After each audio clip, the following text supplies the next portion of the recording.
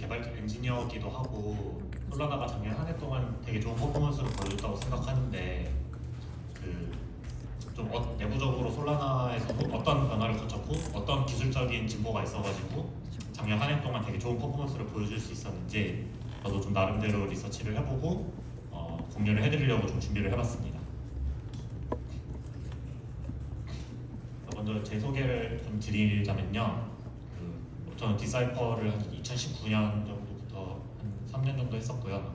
그때는 암호화폐가 이제 상기의 난이라고 해가지고 비트코인 300만 원까지 떨어졌던 시절이라 사람이 없어가지고 계속 3년 동안 이제 거의 활동을 할 수밖에 없던 그런 시절이었고, 원래는 삼성전자 무선사업부라는 데에서 이제 안드로이드 개발자로 커리어를 시작을 했고, 블록체인에 계속 관심이 있다 보니까 이제 에이포리온이라고 하는 회사에 초창기에 조인해가지고 이제 테크리드로 한 2년 반, 그 벤처스까지 합치면 한 3년 정도 근무를 했던 것 같아요. 그리고 지금은 나와가지고 좀 하고 싶은 공부도 좀 하고 좀 쉬엄쉬엄 이제 슈퍼팀 코리아에서 그냥 놀고 있습니다. 그래서 이제 좀 솔라나 렉시 코스프레를 하고 있어가지고 지금 PFT를 바꿔야 되나 고민이 많은데 너무 비싸더라고요. 애들이 좀 1,000만 원 하고, 제가 또 두두를 12더에 사가지고 지금 너무 저걸 바꾸기에는 아깝다는 생각도 들어서 일단 계속 두두를 쓰고 있습니다. 오늘의 주제는 제가 이제 인트로에서 말씀드렸던 것처럼 좀 솔라나의 어떤 기술적인 업그레이드, 한 지난 2, 3년 동안 솔라나가 어떤 기술적인 변화들이 있었는지 좀 이렇게 자세히 한번 살펴보고, 사실 저도 다 꿰뚫고 있는 건 아니고요. 문서들 많이 보고 그렇게 배웠기 때문에 여기서 1시간 세션 한다고 해가지고 그런 여러 가지 업그레이드 내역들을 전부 다 이해할 수는 없다고 생각을 하거든요. 대신에 키워드 같은 것들을 좀 알아가고 좀 이런 거 더 궁금하다 싶으면은 그거에 대해서 좀 더 찾아보고 같이 논의도 해보고 토론도 해보는 그런 시간이 됐으면 좋겠습니다. 우선 이제 지금 솔라나 브레이크아웃 해커톤이라고 글로벌 해커톤이 다음 달 중순까지 이제 제출인데, 여기 또 그거 관련해가지고 슈퍼팀 리드하시는 스카님도 오셨고 해서 왜 솔라나 한번 같이 보면 좋을 것 같아요. 일단 지금 정말 수많은 블록체인과 레이어 1, 레이어 2, 이제 L3도 많고 그런데 트래픽이나 거래량 같은 데이터 측면에서 솔라나가 저는 진짜 거의 압도적이라고 생각하는 것 같습니다. 예를 들면 작년 10월 기준 데이터인데 일간 활성 주소가 이제 940만 개고요. 작년 12월 기준으로 일간 트랜잭션 수가 이제 고점 기준으로 거의 1.4억 건 정도가 나왔습니다. 저 때가 이제 아마 트럼프 토큰이 나왔을 때인 것 같은데, 보면 이제 리버트 된 것도 많지만 리버트가 많이 될 수밖에 없었던 것 같아요. 워낙 이제 트럼프, 멜라니아 이런 것들은 굵직굵직한 그런 민코인이기도 했다 보니까. 그리고 거래액도 이제 월간 기준으로 고점인데 이제 2024년 12월 기준으로 1,881억 달러. 이게 달러니까 이제 조 단위 거의 100조, 1000조 이렇게 가는 단위겠죠. 그래서 이런 데이터들이 고점 기준이긴 하지만 저런 엄청나게 많은 트랜잭션들을 솔라나라고 하는 단일 블록체인이 견뎌냈다는 게 저는 되게 어떤 인프라 레이어에서는 괄목할 만한 성장이라고 생각이 들었어요. 그래서 이제 어떤 변화들을 거쳤는지 한번 쭉 살펴보겠습니다. 물론 이제 매출도 있겠죠. 사실 솔라나 체인 자체의 매출도 매출인데, 솔라나 위에 이제 여러 디앱들, 가장 대표적으로 작년에 펌프펀이 얼마 벌었다더라, 레이디움이 얼마 벌었다더라, 이런 것들은 너무 유명하니까요. 다들 단위가 1,000억 단위로 가고 엄청나죠. 그래서 작년 이제 11월 기준으로 솔라나 이제 체인에서도 그 수수료 매출로만 2,760만 달러를 벌었다. 이제 간단하게 다른 체인들이랑도 살짝 비교를 해봤는데, 제가 생각하는 작년 한 해 동안 좀 트래픽이 많이 나왔던 체인이 이렇게 3개 정도 있는 것 같거든요. 그래서 이제 솔라나가 DAU가 5.9밀, MAU 139밀 요 정도 나왔고, 베이스랑 수위도 있는데 비교를 해볼 수 있을 것 같아요. 근데 수위 같은 경우는 레비뉴는 이제 2024년 4분기 기준입니다. 왜냐면 메인넷 출시 이런 것들도 좀 있고 해가지고요.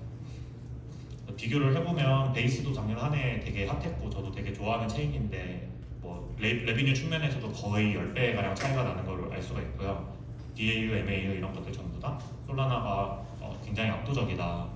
그래서 사실 저희가 뭔가 빌딩을 하거나 뭔가 시장을 찾을 때는 규모를 가장 먼저 보게 되잖아요.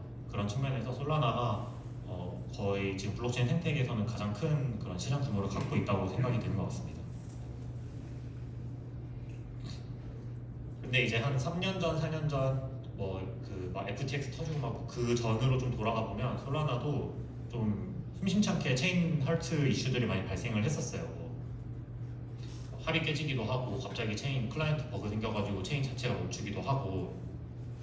근데 이제 저도 사실 이전 직장이 이제 에이포레나라는 회사가 있었는데 그 회사는 주로 이더리움 쪽을 많이 보다 보니까 솔라나의 어떤 기술적인 발전을 이렇게 크게 팔로우하지 못했는데 한 3, 4년 지나고 보니까 그때는 예전에는 솔라나 이 정도 트래픽이면 그냥 무조건 뻗었는데 요새는 안 뻗네? 이런 생각들이 많이 들더라고요. 그래서 저도 좀 슈퍼팀 활동도 하게 되고 좀 솔라나에 대해서 관심도 많이 갖게, 특히 이제 저도 작년에 막 여러 민코인 트레이딩도 많이 하면서 이런저런 공부들을 해보니까 프로토콜 업데이트도 굉장히 많이 일어났고 또 클라이언트 최적화라든지 이런 부분, 다양한 부분에서 발전이 따르면서 솔라나가 진짜 되게 견고한 프로젝트로 많이 이렇게 발전해 나가고 있구나 하는 생각이 들었습니다. 특히 이제 작년에 트럼프 그 밈코인이 나왔을 때는 제 주변에 코인하는 사람들 전부 다 솔라나로 그 보따리를 싸들고 막 갔거든요. 속된 말로 이제 속옷까지 팔아서 달려갈 정도로 다 달려갔는데도 솔라나 체인에서 그나마 좀 안 좋았던 경험이 그냥 지갑에서 트랜잭션 가끔 리버트 나는 정도? 되게 이제 말도 안 되는 트래픽인데 잘 버텨냈다는 생각이 좀 들 정도로 견고한 프로토콜로 발전해 나가고 있다는 생각이 들었어요. 그래서 오늘은 크게 이렇게 세 가지 측면에서 솔라나라는 이제 블록체인이 어떻게 발전해 나가는지 한번 살펴보려고 하고 있습니다. 첫 번째는 이제 한 2022년 정도부터 도입되는 통신 프로토콜인데요. 이제 퀵 프로토콜이라고 하는 이제 약간 UDP 프로토콜을 좀 더 발전시킨 그런 통신 프로토콜을 한번 살펴볼 거고요. 그 다음은 이제 그냥 QoS라고 했는데 이 앞에 스테이크 웨이티드라고 하는 그 가중치 기반 QoS라고 하는 일종의 트랜잭션 필터링 기법을 한번 다 같이 살펴볼 거예요. 그리고 마지막은 우선순위 수수료라고 하는 이제 프리오리티 컨셉을 같이 살펴보고 그 외에 클라이언트 단에서 또 어떤 변화들이 있었는지 또 기술적으로는 어떤 진보들이 있었는지 쓱 한번 이렇게 톱파보는 시간을 갖도록 하겠습니다. 먼저 통신 프로토콜 쪽에서 어떤 개선 사항들이 있었는지 살펴보면요. 이게 퀵 프로토콜이라고 하는데 기존의 솔라나는 이제 UDP 통신을 이용해가지고 이렇게 패킷을 주고받는 그런 방법을 사용을 하고 있었어요.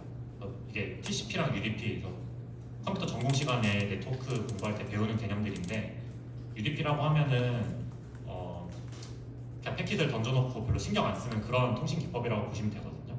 반대로 TCP는 이제 연결성이 좋아가지고 예를 들어서 내가 데이터 조각을 던지면 이게 상대가 무조건 받아야 되고 막 이런 안전장치들이 되게 많은 그런 통신 기법이에요. 근데 이제 그러다 보니까 TCP는 상대적으로 신경 써야 될 것도 많고 좀 제약도 많은데 UDP는 그냥 막 던지면 되니까 좀 유튜브 같이 이렇게 데이터 스트리밍하고 중간중간에 뭐 픽셀 하나 빵꾸 났다고 해도 그렇게 크게 상관없는 영역에 많이 쓰이는 그런 통신 기법인데 여기에 이제 퀵이라고 하는 프로토콜로 이 버전업이 되면서 좀 더 UDP인데 TCP 같은 기술들을 이제 더 얹어서 쓸 수 있는 그런 이제 프로토콜이 도입이 되게 됩니다. 그래서 요거는 우리가 그 네트워크 계층을 나눌 때 뭐 OCI 실계층 이런 얘기들을 하는데 거기서 트랜스포트 레이어에 그 해당하는 기술이고요. 그럼 이제 퀵 프로토콜을 쓰면은 어떤 게 좋냐? 아까 말씀드린 것처럼 퀵 프로토콜은 그 UDP를 기반으로 하는데 이제 스트림을 만들 수 있어가지고 아까 제가 말씀드렸던 TCP에서 할 수 있는 어떤 암호화라든지 보안 또는 신뢰성 이런 것들을 다 같이 확보할 수 있는 그런 기술이에요. 그래서 두 번째 줄이 저는 핵심인 것 같은데 UDP 통신을 베이스로 하면서도 스트림, TLS, 흐름 제어 같은 다양한 확장 기능을 제공할 수 있는 그런 통신 프로토콜이고 HTTP3랑 같이 해가지고 되게 차세대 통신 프로토콜로 불리는 그런 기술이고요. UDP랑 비교를 해보면 이런 특징을 갖고 있습니다. 그래서 테이블로 만들었는데 좀 주목해서 볼 부분은 그냥 연결 지향 정도 그리고 혼잡 제어 이런 것들 다양한 어떤 유틸리티 기능들이 많이 있다 이렇게 보시면 될 것 같아요.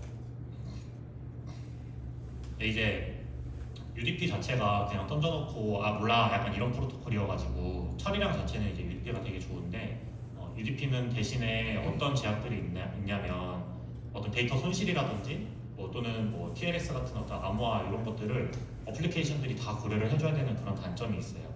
근데 이제 퀵 프로토콜을 이용하면은 애플리케이션이 그런 것들을 좀 더 이제 신경 쓰지 않아도 안정적인 통신이 가능해지고요.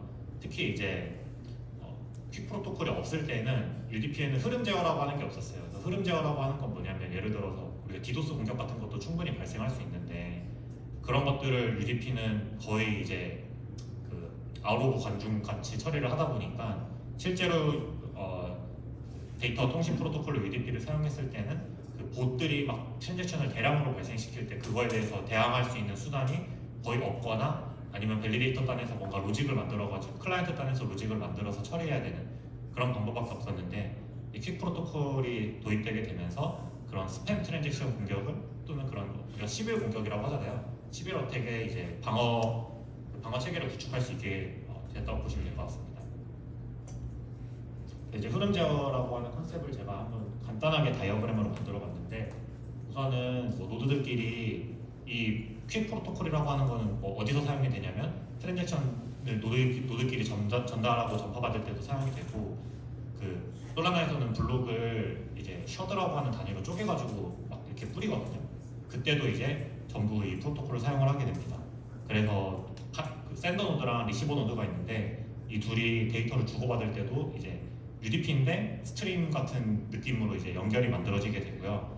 그 위에 뭐 밑에 제가 맥스 스트림 데이터라고 이렇게 표시해 놓은 건 뭐냐면 흐름 제어를 제가 조금 그림으로 표현한 거예요. 그래서 샌더가 리시버한테 보낼 수 있는 어떤 최대 데이터 제한 이런 것들을 좀 더 유연하게 걸 수 있어서 이 스팸 같은 것들을 충분히 막을 수 있도록 구현이 돼 있다 이렇게 생각을 하시면 될 것 같습니다.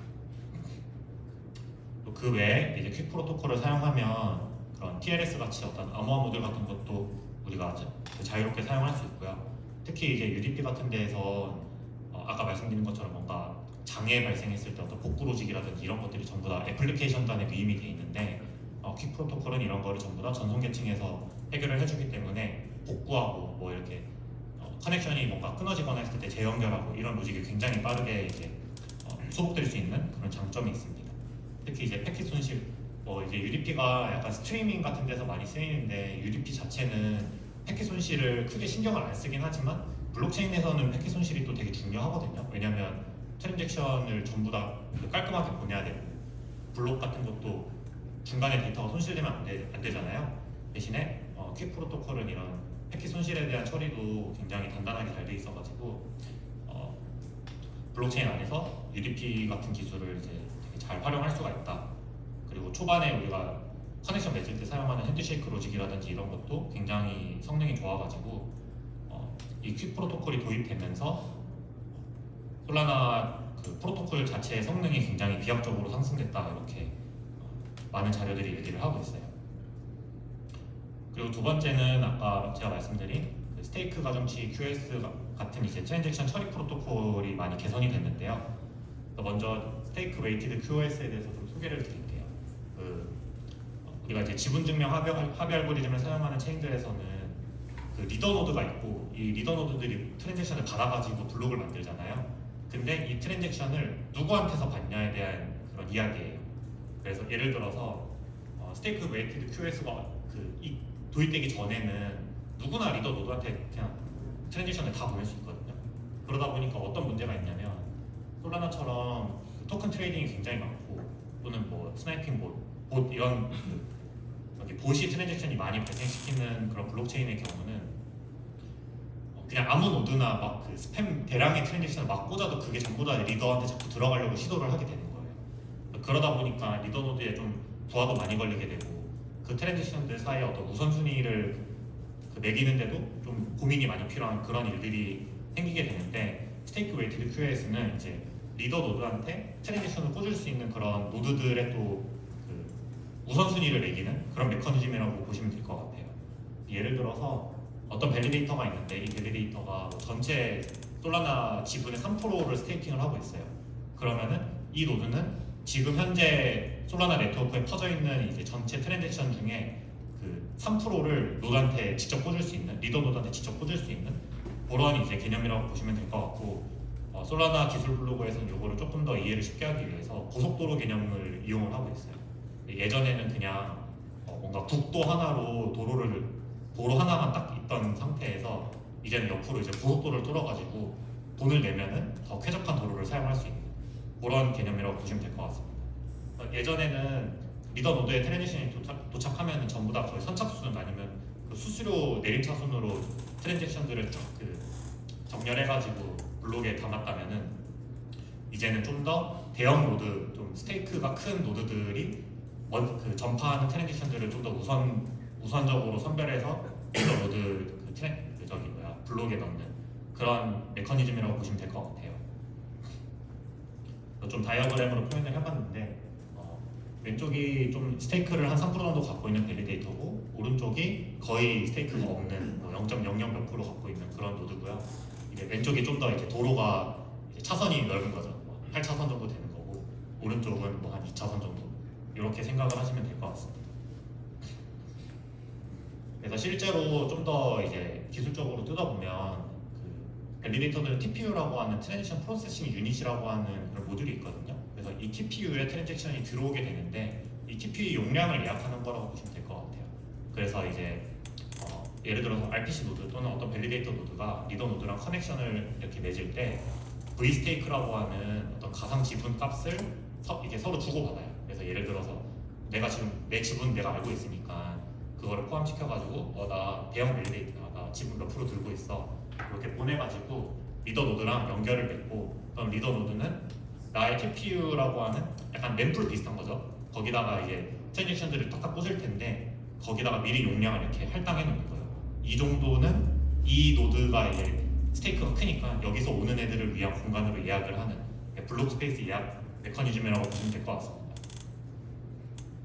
근데 이제 뭐 당연한 얘기지만 TPU 전체 용량을 또 전부 다 이런 스테이크 웨이트 QS에다가 할당해 놓으면은 또 지분이 없는 노드들은 좀 억울할 수도 있잖아요. 그래서 전체 용량의 80% 정도를 이런 SWQS 용으로 예약을 해놓고 나머지 20%는 그냥 일반 노드들도 트랜지션들을 전파할 수 있게끔 이제 할당을 해놓는데, 제가 이거 좀 찾아보니까 전부 다 이게 다 컨피규어러블한, 그러니까 환경 설정으로 다 수정 가능한 그런 이제 그 세팅들이어가지고 내가 원하면 좀 더 유연하게 가져갈 수 있지만 디폴트로는 이렇다 정도로 알아두시면 될 것 같습니다. 그래서 이제 요거는 유저가 실제로 트랜지션 보낼 때 RPC 노드와 밸리데이터 리더 노드, 특히 리더 노드 사이에 어떤 그런 시퀀스들로 이렇게 작업이 이루어지는지 제가 좀 간단하게 표현을 해봤는데요. 지금까지 설명드린 모든 내용들은 이제 RPC 노드랑 리더 노드 또는 특정 밸리데이터 노드랑 리더 노드 사이에 그 일어나는 일들인데, 실제로 내가 뭐 팬텀 지갑이나 또는 뭐 텔레그램 트래킹복 같은 걸로 트랜지션 쐈을 때 그 안에서 어떤 일이 일어나는지 한번 이렇게 시퀀스 다이어그램으로 좀 표현을 해봤습니다. 먼저 유저가 지갑에서 트랜잭션을 사인을 해가지고 전파를 하면은 이게 바로 리더 노드한테 가는 게 아니거든요. 그 지갑이 어떤 RPC를 물고 지금 동작을 하고 있을 수도 있고, 또는 뭐 내가 이제 헬리우스 같은데 RPC 노드 빌려가지고 쓸 수도 있는 거고요. 그래서 이제 그쪽으로 트랜잭션이 전파가 되면은 그 트랜잭션을 받은 노드, RPC 노드 또는 밸리데이터 노드가 그 트랜지션을 리더 노드한테 이제 보내야 되는 거예요. 이제 보낼 때 이 RPC 노드가 리더랑 커넥션을 맺을 때 이제 이 지분값 가지고 V스테이크로 커넥션을 맺는 거죠.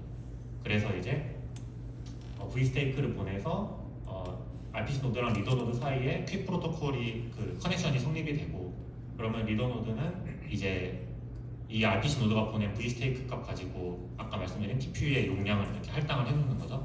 그래서 이제 약간 대형 밸리데이터를 통해서 트랜지션이 들어오게 된다고 하면은 좀 더 수월하게 TPU에 할당이 될 수가 있는 거예요. 리더는 80%의 TPU 전체 용량의 80%를 SWQS 용량으로 할당을 해놓고, 나중에 이제 트랜지션이 블록에 들어가가지고 전파가 되면 슬롯이 만들어지면은 결과를 리턴을 해주고, 뭐 유저도 이제 지갑에서 뭐 트랜지션이 정상적으로 포함됐다, 뭐 결과가 정상적으로 나왔다, 이런 결과를 받을 수 있게 되는 거죠.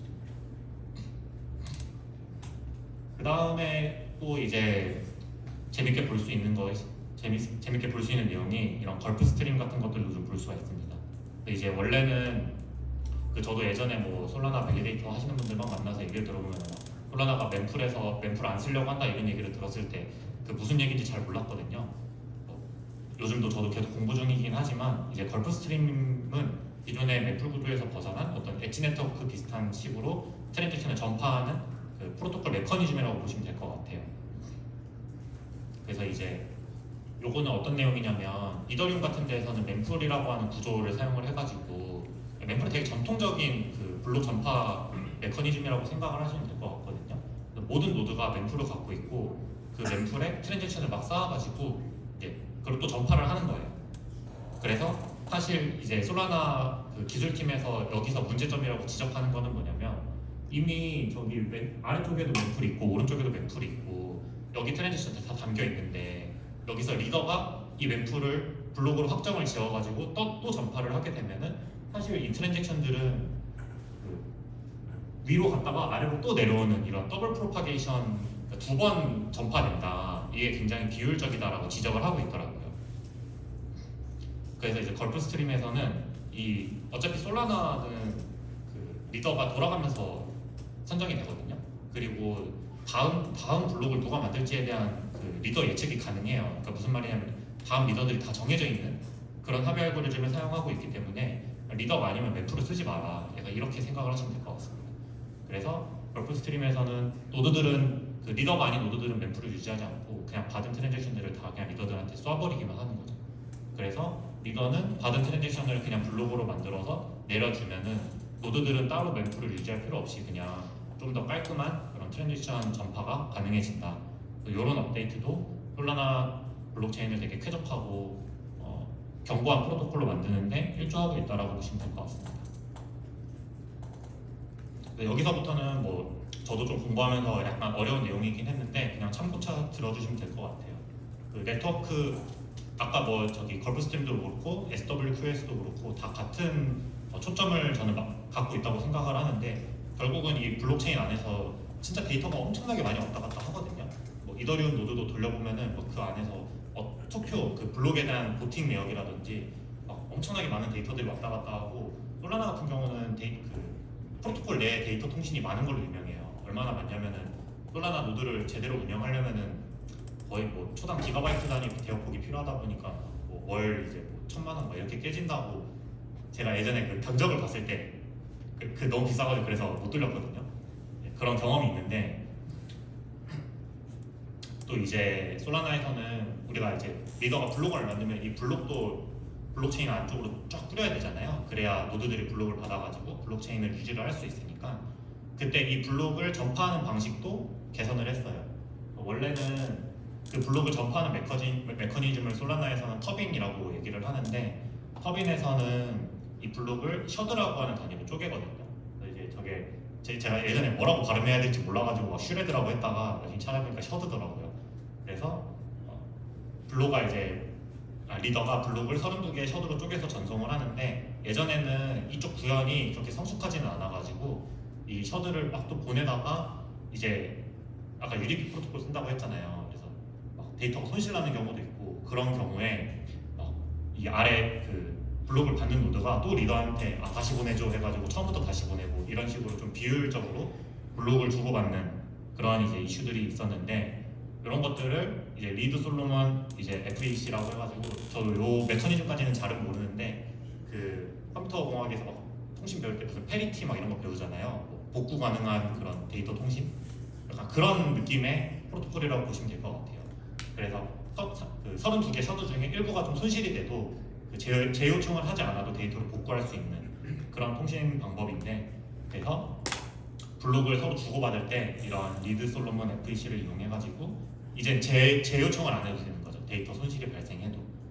그래서 이제 블록 전파 속도가 획기적으로 개선됐다. 제가 여기 표시는 안 했지만 거의 20-30% 정도 성능이 향상됐다라고 기술 블로그에 나와 있었어요. 그리고 이제 이전에는 솔라나에서도 아까 말씀드린 저 터빈을 통해서 블록을 전파할 때 그냥 가십 네트워크를 써가지고 무작위로 막 전파를 하다가 이제는 계층적 전파 방식을 한 2022년, 2023년 거쳐가면서 도입을 해가지고 좀 더 효율적으로 블록을 전파할 수 있는 그런 기반을 마련을 했어요. 가심 네트워크를 이용하면 그냥 내 주변에 피어가 뭐 100개가 있으면 100개한테 다 뿌리는 그런 개념이거든요. 그래서 받은 애들은 또 자기 주변에 피어로 다 뿌리고, 이렇게 그 가심 네트워크라고 하는 뜻이, 가심이 우리가 소문내다라는 뜻인데, 이게 소문을 내면은 네트워크 전체적으로 퍼지는 데는 금방 퍼져요. 한 대여섯 달이 건너면 다 퍼진다고 하는데, 단점은 이미 받은 애가 또 받을 수도 있고 좀 은근히 비효율이 발생할 수 있거든요. 근데 이제 이렇게 계층을 만들어 놓으면은 리더는 자기 아래 레이어에 할당된 노드들한테만 일단 블록을 뿌리고, 또 각 레이어 1에 있는 노드들은 또 자기한테 할당된 레이어 2 노드들한테 뿌리고, 이런 식으로 약간 이렇게 틀이 이렇게 뻗쳐나가듯이 쫙 뿌리면 좀 더 효율적인 블록 전파가 가능해진다. 그리고 이제 그래서 제가 좀 궁금해서 찾아본 거는, 이 예를 들어서 레이어 1 노드가 있는데 이 레이어 1 노드가 몇 개의 하위 레이어를 갖고 있냐라고 했을 때 한 8개에서 최대 16개 노드만 전파하면 된다, 그렇게 얘기를 하더라고요. 그래서 전체적인 프로토콜 안에서 돌아다니는 메시지의 양이 크게 줄어드는 그런 효과가 기대가 되는 거죠. 그리고 이제 세 번째는, 지금까지는 이런 블록이나 트랜잭션이 전파되고 그런 네트워킹되는 그런 네트워크 프로토콜 단에서의 개선 사항을 살펴봤는데, 이번에는 좀 더 유저가 할 수 있는 이제 우선순위 수수료, 저는 요거 되게 크다고 생각을 하는데, 실제로 우리가 이제 그 트레이딩 같은 거를 솔라나에서 하다 보면 이런 우선순위 수수료를 조작해가지고 트랜잭션을 빠르게 넣을 수 있는 그런 장점이 있기도 하고 해서 요거를 한번 살펴보도록 하겠습니다. 우선순위 수수료는 요건 전 처음에 솔라나 네이티브 기능인 줄 알았는데, 그 솔라나 프로그램으로 구현이 된 내용이 있고요. 컴퓨터 버젯이라고 하는 솔라나 프로그램이 있어요. 그래서 우리 이더리움이나 뭐 비트코인도 당연하겠지만 수수료 많이 넣으면 트랜지션이 상단에 들어가잖아요.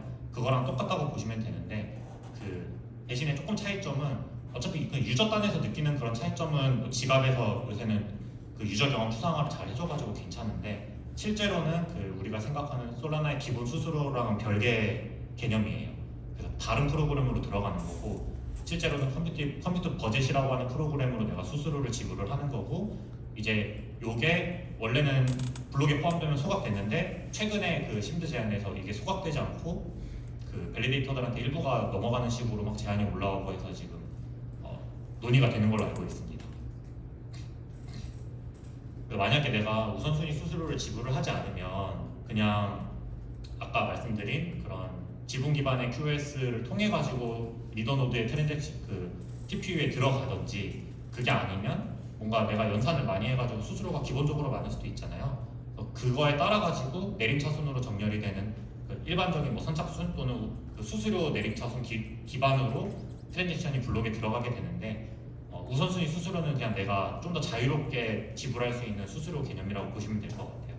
왜 그러냐면 이제 우선순위 수수료도 결국은 연산량, 내가 한 연산 그 컴퓨팅 유닛이라고 하는데 컴퓨팅 유닛당 얼마를 더 내겠다를 직접 파라미터로 넣을 수 있거든요. 근데 그 연산당 얼마를 내가 자유롭게 설정할 수가 있어요.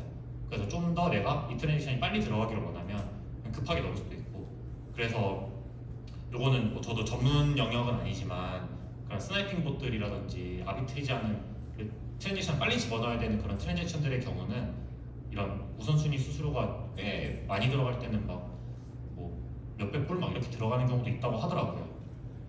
근데 이제 어쨌든 이런 우선순위 수수료 개념이 도입이 되면서 스팸 트랜잭션들을 되게 빠르게 필터링을 할 수 있게 된 거예요. 왜냐면은 그 스팸 트랜잭션들은 이렇게 수수료를 내면서 막 하게 되면은 결과적으로 꽤 큰 손해로 이어질 수도 있거든요.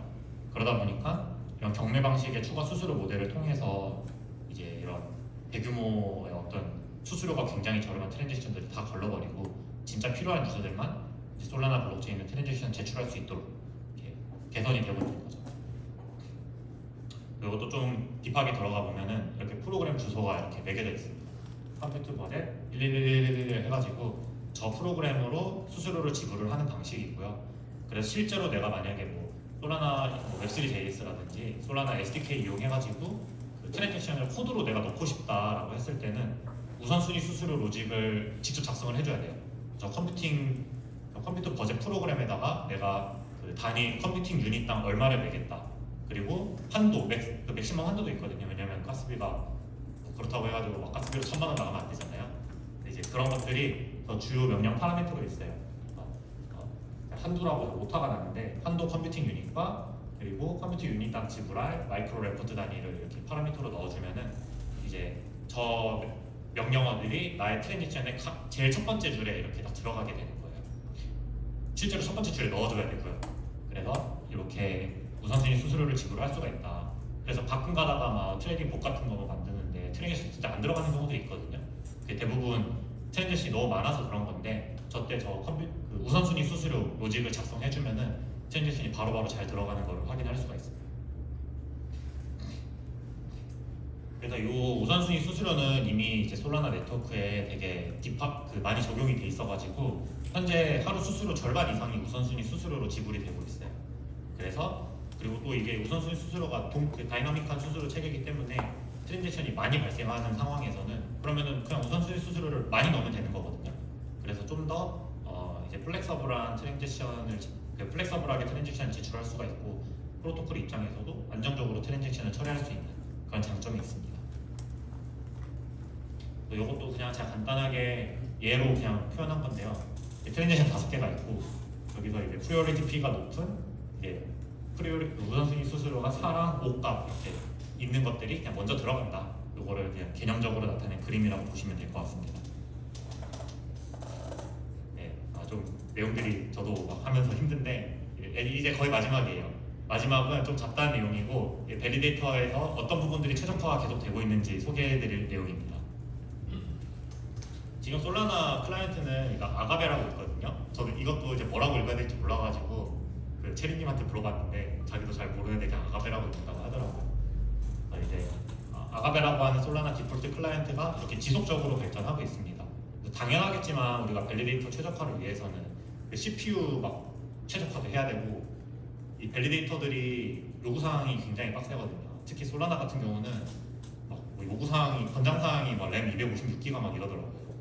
그래서 이제 개인 PC로는 쉽지 않고 진짜 막 서버 렉 같은 거 임대를 한다든지 또 전문 클라우드 서비스를 이용을 한다든지 해야 되는데 계속해서 CPU나 메모리 사용량 패치가 이제 V 1.14부터 이루어지고 있고 그래서 이제 중복 연산이라든지 좀 계산 효율화 같은 걸 해가지고 스테이크 보상 계산 같은 것들 할 때 좀 반복되는 연산들이 많은데 그런 것들을 지금 30%가량 그 연산 시간을 단축하고 있다고 합니다.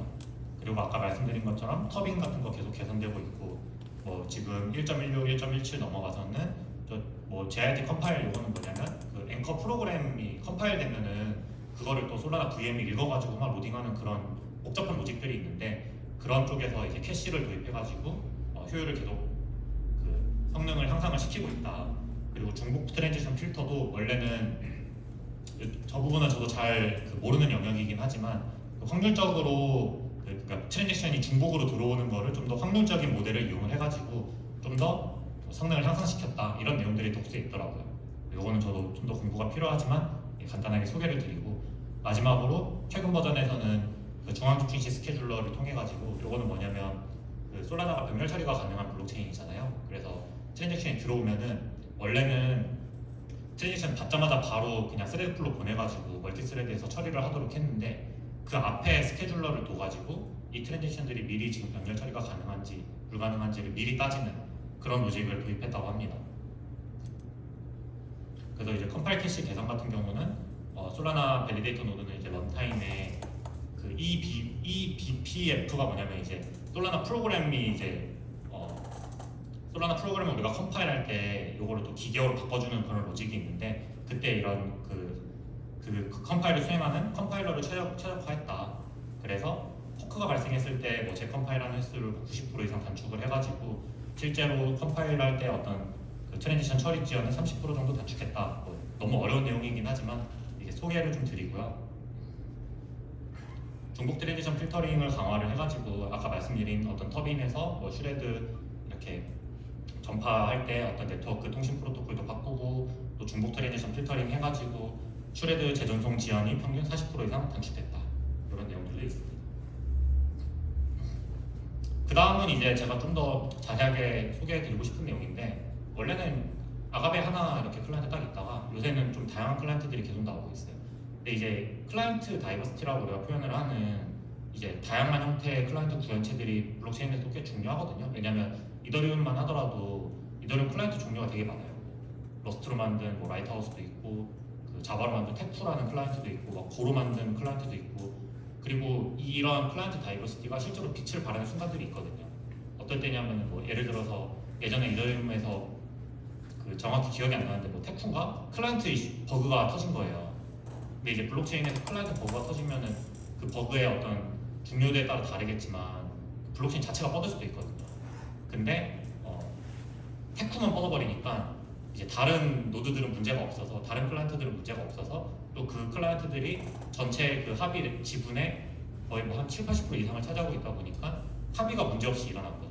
그래서 이제 테쿠 문제만 해결되면 이제 또 합의는 100%로 이루어질 수 있지만 테쿠가 뻗었다고 해가지고 블록체인이 뻗지 않는 그런 이제 빛을 발하는 순간들이 있었는데, 이제 솔라나도 이제 조금씩 그런 움직임이 일어나고 있다. 물론 이제 지토 솔라나는 이거는 뭐 그 아가베 포크로 알고 있어가지고 클라이언트 다이버시티랑은 조금 내용이 다를 수는 있지만, 이제 파이어 댄서처럼 정말 아예 새로운 유형의 클라이언트들이 계속 등장을 하게 되면 솔라나도 정말 이더리움이 갖고 있는 어떤 클라이언트 다이버시티라고 하는 또 강력한 탈중앙화 수단까지 저도 가질 수 있지 않을까 생각을 하고 있습니다. 파이어 댄서는 그 점프 크립토라고 하는 뭐 유명한 회사죠. 그 펀드 트레이딩 하는 데로 알고 있는데, 맞나요? 어쨌든 지금 점프 크립토에서 주도하고 있는 그 새로운 솔라나 클라이언트예요. 그래서 원래 아가베 같은 경우는 러스트로 만들어져 있는데, 이제 우리가 저수준 언어도 뭐 우리가 C, C++ 러스트 묶어서 얘기하지만 뭐 솔직히 기계어로 프로그램 짜면 그게 제일 빠를 수도 있잖아요. 약간 그런 느낌으로 이 러스트보다도 C나 C++이 더 빠르다. 그래서 이제 C++로 만들고 있습니다. 그래서 이미 2023년에 60만 TPS라고 하는 엄청나게 많은 트래픽을 이제 그 처리하는 테스트를 통과를 했고요. 최적 환경에서는 지금 100만 TPS라고 하는데, 개인적으로 제가 예전에 그 업계 사람들이랑 얘기하면 저 100만 TPS 레드 플래그라고 맨날 얘기하고 다녔었는데, 실제로 나와서 한번 어느 정도 TPS가 나올지 좀 기대가 되긴 하더라고요. 지금 솔라나가 한 4,000, 5,000 TPS 하거든요. 근데 이제 제 개인적인 경험 유저로서는 한 5,000 TPS만 해도 사실 뭐 개인 유저로서 그렇게 크게 불편한 건 없었던 것 같은데, 꼭 뭐 되게 최적 환경에서 100만이라고 했지만 제 생각에 한 몇만 TPS만 잘 지원해도 진짜 그 유저 입장에서는 엄청 쾌적하게 블록체인을 이용할 수 있을 것 같다는 생각이 들었어요. 그리고 2024년부터는 이제 하이브리드 버전, 그러니까 이제 파이어 댄서가 완전 릴리즈된 건 아니고 이 아가베랑 파이어 댄서가 약간 이렇게 하이브리드된 이제 플랭큰 댄서라고 하는 게 메인의 일부 노드에 적용됐다고 하고요. 아까 마지막은 제가 말씀드린 그 클라이언트 다이버시티, 요것도 저는 탈중앙화를 봐야 될 때 좀 봐야 되지 않나 생각을 하는 중요한 척도 중에 하나입니다. 그리고 이제 중앙 스케줄러는 이제 어떤 내용이냐면 지금의 솔라나 밸리데이터는 트랜지션을 받으면 요거를 어떤 검증 절차 없이 바로 그 스레드 풀로 보내가지고 그 멀티 스레드에서 처리를 할 수 있게 만들어요. 근데 이제 멀티 스레드가 스레드 간의 데이터 공유나 이런 게 쉽지 않잖아요. 좀 공유 자원 이슈도 있고 하니까. 그래서 이제 중앙 스케줄러는 이 앞단에서 미리 이 트랜지션들이 병렬 처리가 가능한지를 한 번 더 체크를 해가지고, 병렬 처리가 가능한 애들은 병렬 처리가 가능하다는 거는 다른 스레드로 가서 그냥 병렬 처리해버려도 되는 거잖아요. 미리 보내버리는 그런 중앙 스케줄러를 도입을 해서 이게 솔라나 1.18 버전부터 도입이 됐습니다. 그래서 이제 기존에는 그 시그버리파이라고 하는 연산을 통과한 트랜지션들은 그냥 바로 이제 뱅킹 스레드라고 하는 스레드 풀로 보내져가지고 처리가 됐는데, 이제 서명 검증 이후에는 이제 그러니까 개선된 버전에서는 모든 트랜지션을 단일 큐에서 관리해서 좀 더 효율적으로 병렬 처리 가능한 것들을 미리 판단해서 그 여러 스레드로 보내버릴 수 있는 그런 이제 스케줄링 기법이라고 보시면 될 것 같아요. 그래서 이것도 제가 조금 다이어그램으로 표현해 봤는데, 원래는 트랜지션들이 그냥 바로 이렇게 스레드 풀로 들어갔다면, 이제 중앙 스케줄러는 이 앞단에 스케줄러가 하나 있어가지고 얘가 좀 더 뭔가 책임지고 관리를 한다, 이렇게 보시면 될 것 같습니다. 그래서 어떤 병렬 처리뿐만 아니고 이제 우선순위 수수료, 도착 순서, 계정 충돌 이런 다양한 그 트랜잭션들을 실행을 할 때 우리가 고려해야 될 것들을 미리 좀 더 고려를 해가지고 가장 효율적인 스레드 풀에 배정을 해주는 그런 역할을 하기 때문에 뭐 병목도 줄일 수 있고 안정적인 스케줄이 가능하다. 그래서 사실 저도 이것 때문에 얼마나 성능이 향상되는지 좀 더 수치적인 데이터를 보고 싶었는데 그거는 아직 안 나와 있더라고요. 그리고 이제 밸리데이터에서 뭐 데이터베이스 같은 거 접근할 때 최적화할 수 있다. 뭐 좀 어려운 내용이긴 하지만 우리가 여기서 그냥 주목해서 볼 만한 거는 저 오른쪽에 보는 SIMD라고 하는 심드만 좀 알아주시면 좋을 것 같아요. 저거는 이제 이더리움의 EIP 같은 거라고 보시면 되고요. 그 솔라나 임프루먼트 D가 이제 다큐먼트인가 뭐 그래가지고 그 솔라나 프로토콜을 발전시킬 수 있는 제안이고 EIP랑 똑같이 GitHub 레포지토리가 있어가지고 거기에 새로운 제안이 올라오고 토론하고 통과되면은 개발되고 그리고 저게 온체인에 다 기록이 나가요. 어떤 SIMD가 이번에 반영이 됐다고 솔스캔 들어가면 저것도 다 확인을 해볼 수가 있어요. 그래서 요거는 이제 밸리데이터를 운영하는 그 검증인들로 하여금 강제하는 여러 가지 업데이트도 있는데요. 이게 뭐냐면은 그 밸리데이터 회사 뭐 다녀보시거나 밸리데이터를 운영을 해보신 분들은 좀 알 수도 있는데 이 밸리데이터가 항상 돌아가고 있어야 되거든요. 서버 같은 거여가지고 이거 관리 조금만 안 하면은 막 떨어질 수도 있고 밸리데이터가 떨어졌을 때 만약에 그 타이밍에 내가 블록을 만드는 차례가 온다면 그 차례에 블록을 만들 수가 없어요. 솔라나는 그 리더를 미리 할당해 놓고 돌아가는 그런 합의 알고리즘을 이용을 하기 때문에 그래서 실제로 예전에 이제 솔라나는 한 10% 정도 슬롯이 비어 있었대요. 무슨 말이냐면은 블록을 100개를 만들면 한 10개 정도는 여러 가지 이유로 블록이 비어 있는 거죠. 그러니까 이제 이러면은 사실 프로토콜이 원하는 방향이 아니잖아요. 리소스 낭비일 수도 있고 블록을 우리가 막 그 솔라나 같은 경우는 400ms에 하나의 슬롯이 만들어지는데 계속 이렇게 건너뛰게 되면은 좋지 않은 영향이 있을 수도 있으니까. 근데 이제 밸리데이터들한테 막 강제를 하는 거죠. 예를 들어서 너 블록 못 만들면 너 지분 압수 약간 이런 식으로. 그래서 이제는 0.5% 민원으로 줄어들었다. 그래서 좀 더 쾌적한 프로토콜을 만들 수가 있다.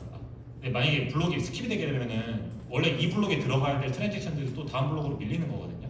그러면은 진짜 막 트랜잭션 미어 터지는 상황에서는 안 그래도 지금 트랜잭션 빨리빨리 블록이 들어가가지고 그 완결이 돼야 되는데 굉장히 큰 이제 애로사항이 꼽힐 수도 있겠죠.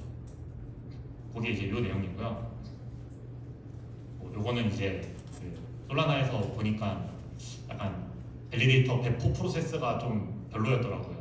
배포 과정에서 이슈도 많이 터지고 그 우리가 뭐 예를 들어 제가 예로 많이 드는 게 막 롤 같은 게임인데 패치했는데 막 밸런스 안 맞아가지고 핫픽스하고 막 그러잖아요. 그런 것처럼 솔라나도 밸리데이터를 너무 성급하게 배포했다가 그 밸리데이터 이슈가 터져가지고 롤백하거나 핫픽스한 경험이 많다 보니까 뭐 그런 면에서 이제 소프트웨어 업그레이드 프로세스를 개선을 했다. 또 이제 인센티브 테스트넷 또는 클러스터 스트레스 테스트 같은 거를 도입을 해가지고 좀 더 안정적인 밸리데이터 그 배포 딜리버리 과정을 만들었다. 뭐 이런 것도 우리가 알 수가 있었고요. 아까 말씀드린 밸리데이터 참여 요건이 많이 강화가 됐어요. 그래서 아무나 밸리데이터 아무나라고 하면 좀 그렇지만 밸리데이터 할 거면 열심히 해라 이런 거죠. 그래서 이제는 밸리데이터 만약에 다운 시간이 너무 길거나 특히 이제 우리 밸리데이터가 블록만 만드는 게 아니고 내가 받은 블록을 검증을 해가지고 투표를 하거든요. 그래서 그 투표가 몇 프로 전체 지분의 몇 프로 이상 투표를 얻어야 그 블록이 확정이 되는데 그래서 이제 밸리데이터를 운영을 하게 되면 대부분의 트래픽이 투표 트래픽이에요.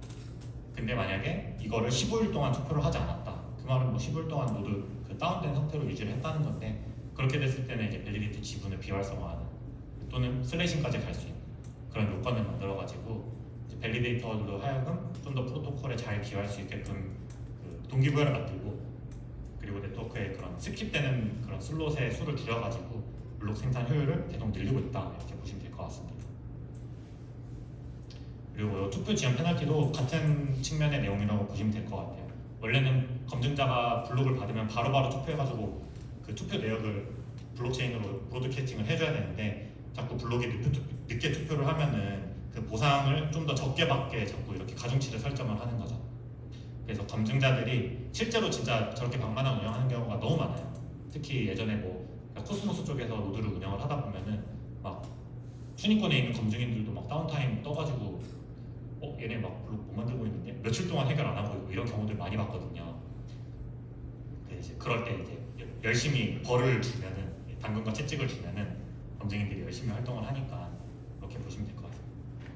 이렇게 정리를 해서 제가 이제 어제자로 이거 캡처를 좀 해봤는데 전체적인 솔라나의 어떤 온체인 데이터 그런 스테이터스를 한번 보면요.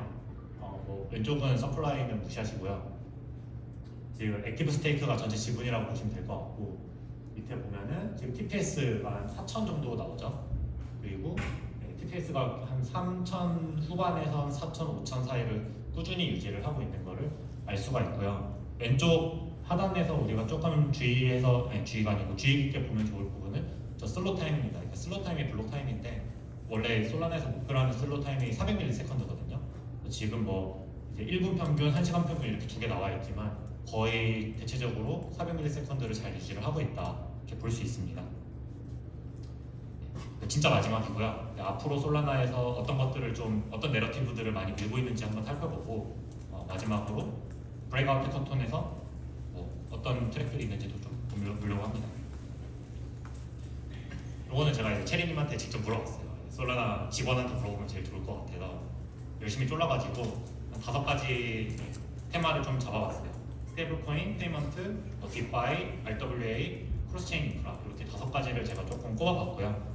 여기는 제 개인적인 관심사도 좀 있지만 재단에서는 특히 좀 페이먼트 쪽을 엄청 찍어가지고 많이 이렇게 미는 것 같더라고요.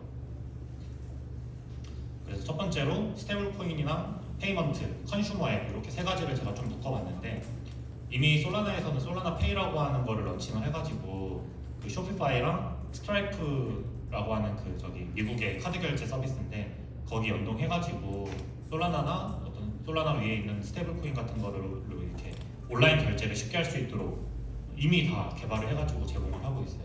그래서 제가 이런 거 볼 때마다 한국은 언제 하나 막 이런 생각 좀 들 때도 있는데 어쨌든 이런 스테이블 코인 페이먼트 이런 것들 솔라나에서 많이 관심을 갖고 있다. 그리고 비자에서는 이미 뭐 한 2, 3년 전부터 솔라나 USDC로 정산하는 그런 파일럿 테스트를 이미 개발을 다 완료를 했고 지금 뭐 아프리카나 이런 데서 막 실험을 하고 있는 걸로 알고 있거든요. 그래서 이제 카드사들도 솔라나를 되게 집중해서 보고 있다. 이런 거 볼 때마다 되게 감회가 새롭습니다.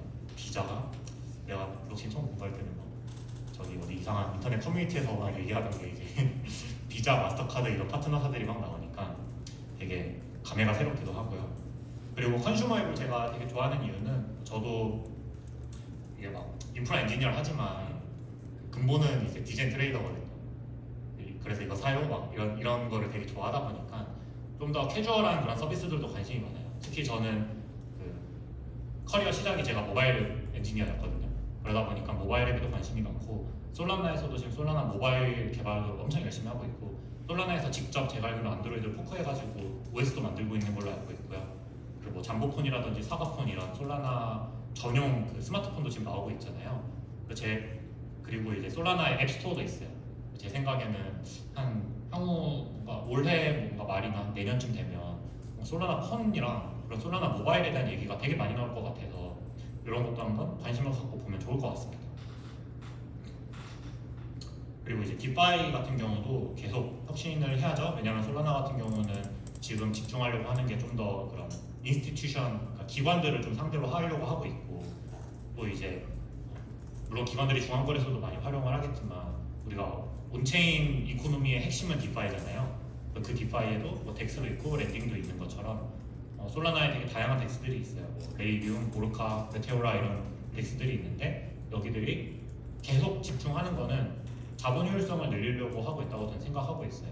그래서 이제 유니스와 V2에서 이제 뭐 집중 유동성 공급해가지고 V3로 넘어갔고 뭐 메테오라는 DLLM이라고 하는 개념을 내놓는 것처럼 이제 레이디움, 오르카, 메테오라가 저는 그런 자본 효율성을 늘리는 측면에서 계속 선의의 경쟁을 하고 있다고 생각을 하고 그리고 유동성 공급자들이 좀 더 높은 이율을 가져갈 수 있는 그런 새로운 어떤 경제적인 모델을 계속 만들려고 열심히 노력을 하고 있다고 생각을 하고 있습니다.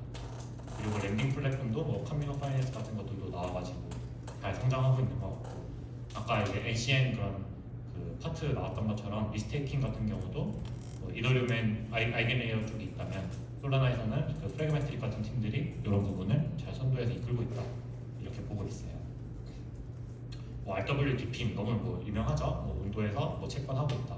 미국에서는 이미 온체인의 부동산 올라온 자산 규모가 뭐 한 5천억, 6천억 되는 걸로 알고 있거든요. 이제 그런 것들 잘 염두에 두고 있으면 이제 앞으로 어떤 실물 자산이 온체인으로 올라올까 이런 것도 많이 고민을 해볼 수 있을 것 같고, 뭐 디핑 저도 이제 예전에 헬리움 사볼까 막 고민했었는데, 이제 헬리움, 타이거 매퍼, 렌더 같은 디핑 서비스들도 헬리움은 이제 그 핫스팟을 온체인화하는 거잖아요. 재밌는 컨셉이라고 생각했었는데 이런 것들도 되게 재밌게 볼 수 있는 것 같아요. 또 최근에 그 이름 뭐죠? 헬스케어링, 네, 쿠디스 그거 가끔 운동할 때 쓰고 있는데 그런 것도 재밌는 것 같다. 네, 뭐 크로스체인 인프라 뭐 유명하죠. 웜홀에서 브릿지도 하지만 데이터 오라클 서비스 제공하는 피스 네트워크도 우리나라에서 되게 큰 서비스로 작용하고 있고요. 이런 데들이 뭐 다양한 자산들의 가격 정보를 가져와서 신뢰성 있게 제공을 해줘야 이런 RWA라든지 다양한 디파이들도 원활하게 돌아갈 수가 있으니까요. 그래서 뭐 스카님께서 이제 소개해 주시겠지만 브레이크아웃 해커톤이 5월 중순까지 열립니다. 그래서 아까 말씀드린 뭐 디파이 트랙, 컨슈머 트랙, 모바일 트랙, 그 드랍아웃 트랙이 있대요. 자퇴 트랙이라고 자퇴생들 참여할 수 있는 트랙이 있다고 하는데 관심 있으시면 자퇴를 하시면 좋을 것 같고, 상금 규모도 꽤 커가지고 1등 하면은 다 뭐 25,000불씩, 그리고 2등도 2만 불이더라고요. 1, 2등 차이가 별로 많이 안 나는 해커톤을 되게 오랜만에 보는 것 같은데, 아까 제가 소개해드린 여러 가지 트랙에 좀 관심이 있으시면은 이번에 브레이크아웃 해커톤 참여해 보시면 좋을 것 같습니다. 저는 오늘 여기까지고요. 세션 좀 길었던 것 같은데 그래도 잘 들어주셔서 너무 감사합니다.